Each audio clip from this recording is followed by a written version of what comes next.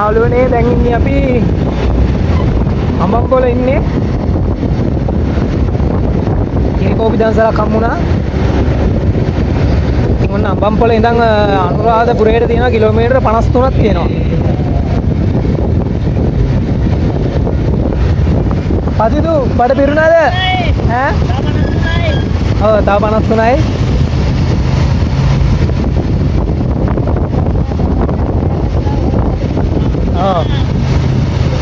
දැන් බඩරම් පෙරලා තියෙන යාළුවනේ කණ්ඩ හම්බුණා ඇති වෙන්න පාන් රොටි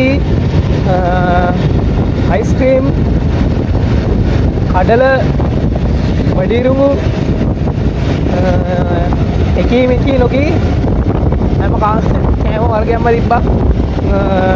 බත් නම් කෑවේ නෑ මොකද මේ බත් දන්සල මේ ගොඩක් පොලිම.